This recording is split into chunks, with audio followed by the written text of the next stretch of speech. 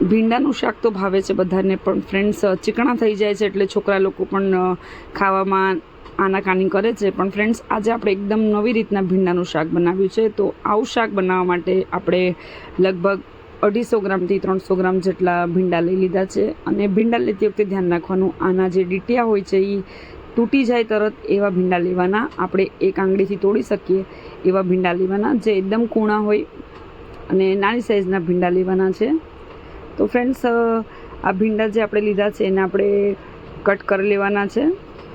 આ તમે જોઈ શકો છો એકદમ લીલાછમ ભીંડા છે. તો ભીંડા આપણે પહેલાં કટ કરી લેશું. ઉપરના ડંઠલ અને નીચેના ડંઠલ તોડી લેવાના છે. અને ભીંડા લેતી વખતે બીજું ધ્યાન રાખવાનું છે, એના ઉપરના ટોપ હોય છે એકદમ ગ્રીન હોવા જોઈએ. આ તમે જોઈ શકો છો. તો એવા ભીંડા યુઝ કરવાના છે. ને હવે આપણે જે ભીંડા છે એને ડંઠલ કાઢી અને 4 ટુકડામાં કટ કરી લેશું. વચ્ચેથી પણ કટ કરવાના છે જેથી ચડી પણ વ્યવસ્થિત જાય. તો તમે આ જોઈ શકો છો પતલી પતલી લેયર જેવું થઈ ગયું છે. તો ફ્રેન્ડ્સ આવી રીતના ભીંડા કટ કરવાના છે. અને જે લસણ છે એ પણ આપણે લાંબુ લાંબુ કટ કરી લીધું છે. તો હવે સૌપ્રથમ આપણે એક પેનની અંદર તેલ એડ કરશું. તો ભીંડાનું શાક છે એટલે થોડુંક તેલ એક્સ્ટ્રા જોઈએ છે, તો આપણે 5-6 પાવડા તેલ યુઝ કરવાનું છે. ભીંડાની ભાજી એક એવી છે ને કે જે ટિફિનમાં પણ બધાને બહુ જ ભાવે છે, પણ ચિકાસના લીધે ઘણીવાર એવું થાય છે કે છોકરાઓ ના પાડે, મોટાઓ ના પાડે.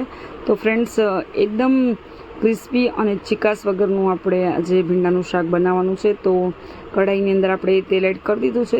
તેલ થઈ જાય એટલે આપણે લસણ એડ કરી દેવાનું છે. તો ફ્રેન્ડ્સ આપણું તેલ થઈ ગયું છે. હવે આપણે લસણ એડ કરી દઈશું. લસણ આપણે એકદમ લાંબુ લાંબુ કટ કરીને લીધું છે. અને હલકું બ્રાઉન કલરનું થાય ત્યાં સુધી આપણે લસણને શેકવાનું છે. બ્રાઉન પણ નહીં ફ્રેન્ડ્સ, પિંક કલર જેવું કરવાનું છે. વધારે બળી જશે તો ટેસ્ટ એકદમ બગડી જશે. હવે આપણે ભીંડા એડ કરી દઈશું. તો ફ્રેન્ડ્સ આ સ્ટેજમાં ધ્યાન રાખવાનું લસણ નીચેથી બળી ન જાય. તો આપણે એને એકદમ વ્યવસ્થિત હલાવી લેવાનું છે.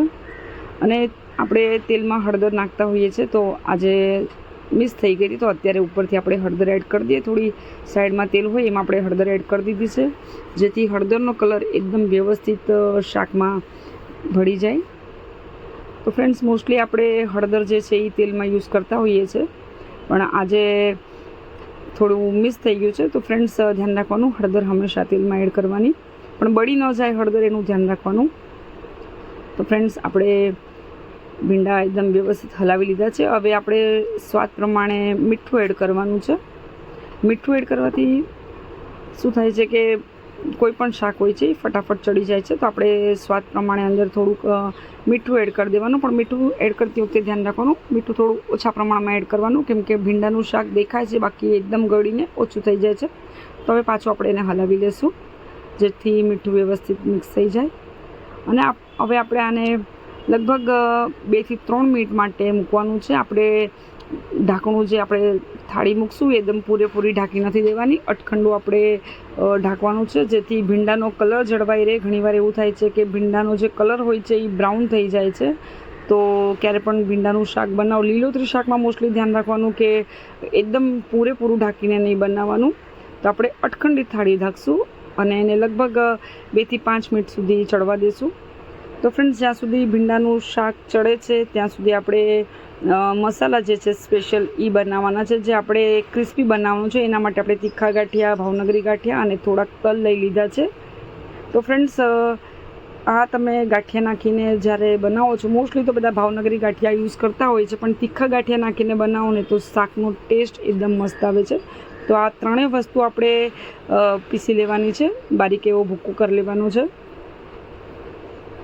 જે ચણાનો લોટ નાખીને આપણે બનાવીએ છીએ એના કરતાં આનો ટેસ્ટ એકદમ મસ્ત આવે છે. તો ફ્રેન્ડ્સ આપણો જે ગાંઠિયા છે એનો ભૂકો થઈ ગયો છે. અને હવે આપણે શાક ચેક કરી લઈએ કે ભીંડા કેટલા ચડ્યા છે. લગભગ આટલા ભીંડાને ચડતા 5 થી 10 મિનિટનો જ સમય લાગે છે, એક્સ્ટ્રા ટાઈમ નથી લાગતો. તો ફ્રેન્ડ્સ હવે શાક એકદમ આપણે હલાવી લઈશું. આ તમે જોઈ શકો છો ક્વોન્ટિટી થોડી ઓછી થઈ ગઈ છે. હવે આપણે થોડીક વાર માટે ઢાંકીને પાછું મૂકી દઈશું, જેથી જે કાચા હોય ભીંડા એ તરત ચડી જાય. થોડીક વારનો સમય થઈ ગયો છે ફ્રેન્ડ્સ, તો પાછા આપણે ભીંડા ચેક કરી લઈએ. તો આને આપણે વ્યવસ્થિત હલાવી લઈશું.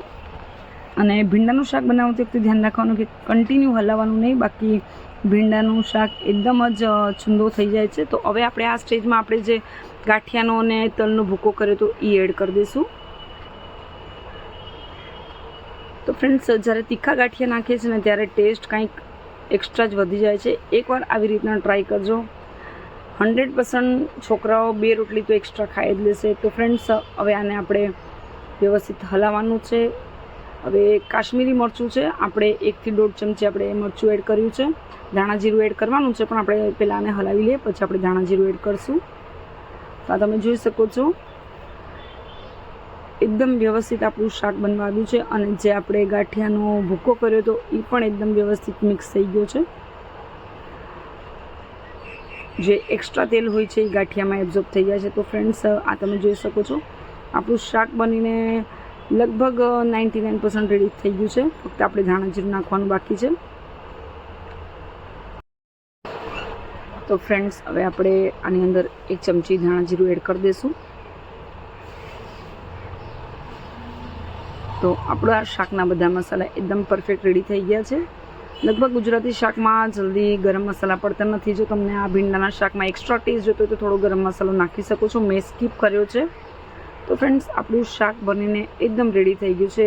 જોઈ શકો છો ને, એકદમ પરફેક્ટ શાક બન્યું છે. ભીંડાનો કલર પણ જળવાઈ રહ્યો છે અને શાક જોતાની સાથે ખાવાનું મન થઈ જાય એવું બન્યું છે. તો ફ્રેન્ડ્સ, જો રેસીપી પસંદ આવી હોય તો લાઈક કરજો, શેર કરજો, કમેન્ટ કરજો. અને ચેનલમાં જો નવા હોય, ફર્સ્ટ ટાઈમ મારો વિડીયો જો તમારી પાસે આવ્યો હોય તો ચેનલને સબસ્ક્રાઈબ કરી દેજો. સાથે જ બેલ નોટિફિકેશનને ક્લિક કરજો, જેથી આવાવાળા મારા બધા જ વિડીયોની નોટિફિકેશન તમને મળતી રહે. તો ફ્રેન્ડ્સ, હવે આ ભીંડાનું શાક છે હવે એક સર્વિંગ પ્લેટમાં સર્વ કરી લઈશું. મોસ્ટલી અમારા ઘરમાં ફ્રેન્ડ્સ ભાખરી સાથે આ શાક ખવાતું હોય છે. તો આ શાક લગભગ ભાખરી સાથે કાં તો રોટલી સાથે, આ તો પરોઠા સાથે ખૂબ જ ટેસ્ટી લાગે છે. તો ફ્રેન્ડ્સ, મળશું ફરીથી એક નવા વિડીયોમાં. ત્યાં સુધી ટેક કેર, બાય બાય.